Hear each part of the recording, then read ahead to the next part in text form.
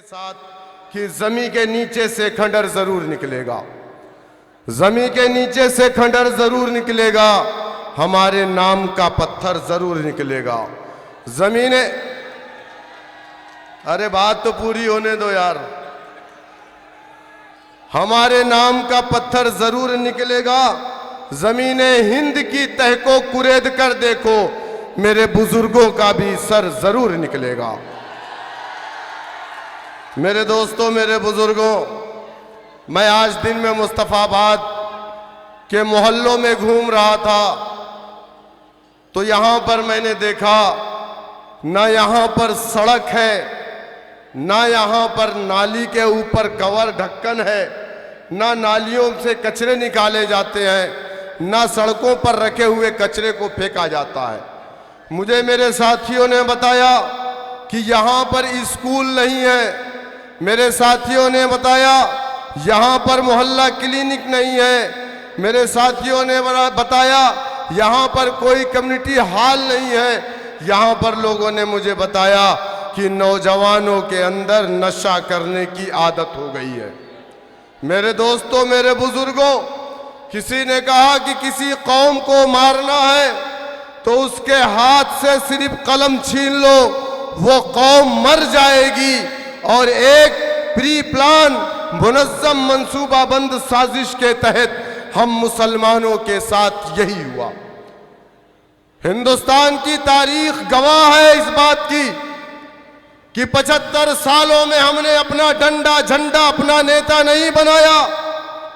आजादी के बाद लखनऊ के अंदर रिफाए आम क्लब में 1947 में दिसंबर के महीने में एक कन्वेंशन बुलाया गया और कहा गया है, मुसलमानों, वतन अजीज आजाद हो गया है, तुम अपना कोई सियासी लीडर मत बनाना, तुम अपना डंडा अपना झंडा अपना नेता नहीं बनाया। इस देश के अंदर दो सियासी पार्टियां हैं, एक कांग्रेस एक मुस्लिम लीग। लेकिन ए मुसलमानों, मुस्लिम लीग तुम्हारी पार्टी नहीं है। हमने लब्बैक कहा, हमसे कहा गया कांग्रेस तुम्हारी पार्टी है, हमने लब्बैक कहा, कांग्रेस पार्टी को अपनी पार्टी माना, उसके डंडे झंडे को अपने कंधों पर रखा, जिंदाबाद के नारे लगाए, वोट दिया, नोट दिया, सपोर्ट किया। इस मुल्क के अंदर 1 साल 2 साल 3 साल नहीं, 60 साल तक इस मुल्क का इख्तिदार हमने कांग्रेस पार्टी को दिया। लेकिन क्या ये बात सच नहीं है? जब हमारा मुल्क आजाद हुआ, इस देश के अंदर मुसलमान सरकारी नौकरियों में 30% से ज्यादा था। लेकिन आज सरकारी नौकरियों में मुसलमान 1% नहीं है। बहुत सारे विभाग ऐसे हैं जिसमें आप 0 है, वहां पर आपको सरकारी नौकरी नहीं। कभी आपने सोचा आज पूरे हिंदुस्तान में मुसलमानों को मुसलमान के नाम से टारगेट किया जा रहा है, दाढ़ी टोपी गोश्त के नाम पर मारा जा रहा है। क्या मेरी बात गलत है? अगर आप पढ़ाई में अव्वल नंबर आते हैं तो टेलीविजन पर चलाया जाता है एजुकेशन जिहाद। चलाते कि नहीं चलाते? हमारे यहाँ उत्तर प्रदेश में तो हमारे मुख्यमंत्री साहब, वहाँ की कैबिनेट ने मिलकर के जिहाद के नाम से एक कानून बना दिया, लव जिहाद। इनको मालूम नहीं है जिहाद का मतलब क्या होता है। जिहाद का मतलब उन अंग्रेजों को मालूम है जो हमसे आजादी की लड़ाई में लड़ रहे थे। जब जिहाद का नाम सुनते थे तो उनकी पैंट गीली हो जाती थी। आज टारगेट हमारा मदरसा है, हमारी मसाजिद है। उत्तर प्रदेश में या पूरे हिंदुस्तान में, इसी दिल्ली के अंदर मुसलमानों को नमाज पढ़ते हुए पुलिस वालों ने लात से मारा कि नहीं मारा? और उत्तर प्रदेश के अंदर कांवड़िए 2 महीने तक सड़कों पर घूम रहे थे। नेशनल हाईवे को 2 महीने के लिए बंद किया गया। हेलीकॉप्टर से उनके ऊपर फूल बरसाए गए। अधिकारी उनके पैर में मरहम लगाते थे, उनके पैर को दबाते थे। और कौन कांवड़िए जो शराब के नशे में, चरस के नशे में, गांजे के नशे में लोगों की गाड़ियों को तोड़ रहे थे, उनसे उन्हें मोहब्बत है। और जिसने इस देश को बनाया है, जिसने इस देश की आजादी के लिए अपने मसाजिद से, अपने मदारिस से जिहाद का फतवा दिया है, इन बीजेपी वालों को उससे नफरत है। मेरे दोस्तों, मेरे बुजुर्गों, कभी आपने सोचा ऐसा क्यों है? कभी सोचा गोश्त के नाम पर हमें क्यों मारा जाता है? हमारी मसाजिद से लाउडर क्यों उतारे जाते हैं?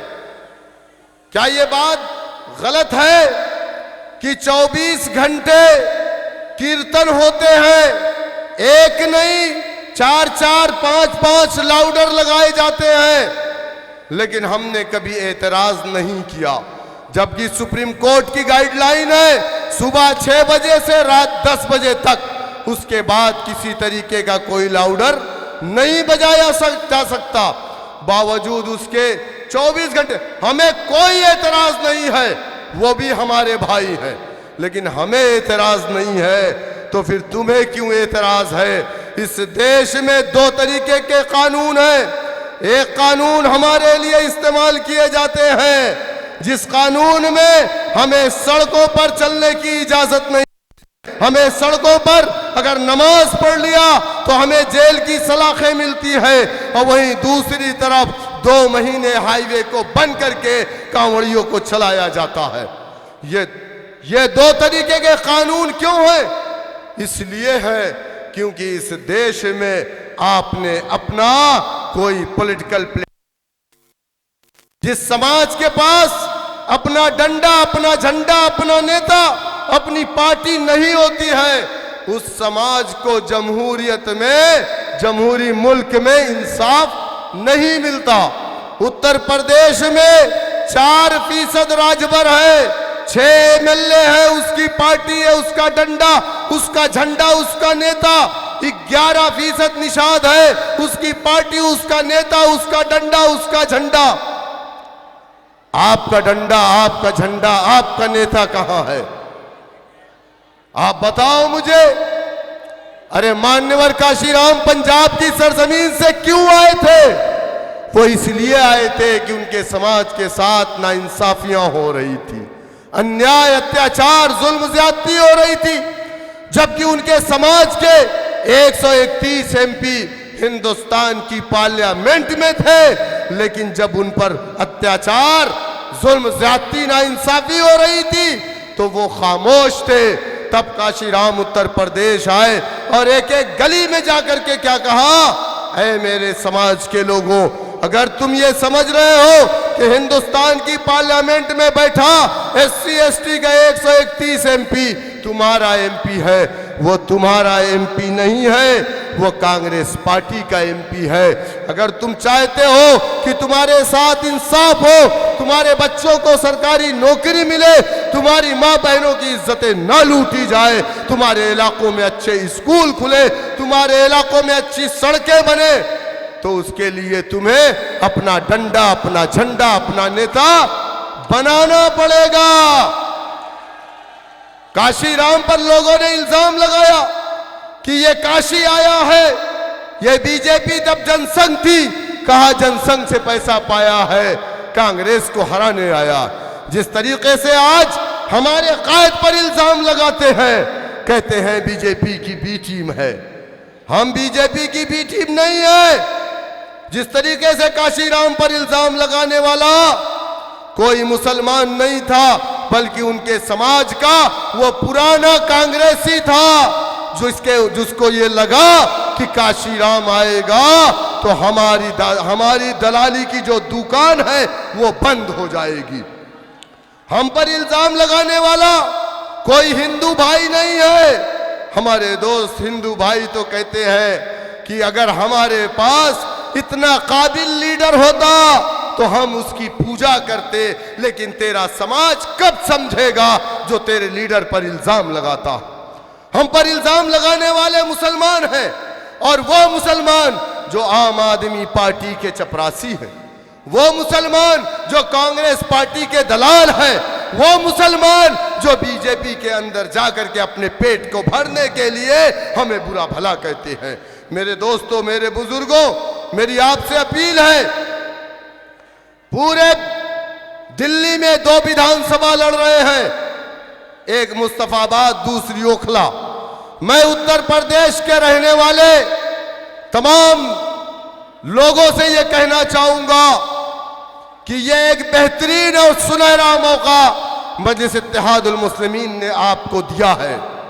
इसलिए मुत्तहिदा तौर पर जीत हार का फैसला अल्लाह सुब्हानहू तआला करता है। अल्लाह ने कुरान में फरमाया, कुलिल्लाहुम्मा मालिकल मुल्क तूतिल मुल्क, अल्लाह जिसको चाहता है दुनिया के अंदर हुक्मरान बनाता है। अल्लाह ने दुनिया में फिरौन, नमरूद, शद्दाद, कारून को हुक्मरान बनाया कि नहीं बनाया? लेकिन यूसुफ अलैहिस्सलाम को भी कुएं से निकाल करके मिस्र का बादशाह बनाया कि नहीं बनाया? मेरे दोस्तों, मेरे बुजुर्गों, जे एक तरफ जितेंद्र है और दूसरी तरफ महेंद्र है, और दोनों खालाजाद भाई हैं। अब फैसला आपको करना है कि जितेंद्र तुम्हारा लीडर है या महेंद्र तुम्हारा लीडर है। एक ये कहता है कि मुस्तफाबाद में नहीं जाऊंगा, वहां का मुसलमान बीजेपी के डर से मुझे वोट डालेगा, और कहता है कि तुम मुझे वोट दो, मैं तुम्हें अयोध्या राम मंदिर का दर्शन फ्री में करवाऊंगा, कहता है ना।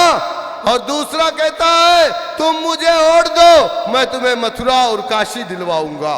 दोनों में कोई फर्क नहीं है, दोनों एक सिक्के के 2 पहलू हैं। मेरे दोस्तों, मेरे बुजुर्गों, मेरी आपसे अपील है, डरना नहीं है, घबराना नहीं है, तूफानों से आंख मिलाओ, सैलाबों पर वार करो, मल्लाहों का चक्कर छोड़ो, तैर के दरिया पार करो। आने वाली 5 तारीख को क्या करेंगे? क्या करेंगे? सब लोग एक साथ हाथ उठाइए, क्या करेंगे? पतंग पतंग पतंग जनाब ताहिर साहब को कामयाब करेंगे, बैरिस्टर असदुद्दीन ओवैसी साहब के हाथों को मजबूत करेंगे। बहुत बहुत शुक्रिया। अस्सलाम वालेकुम रहमतुल्लाह।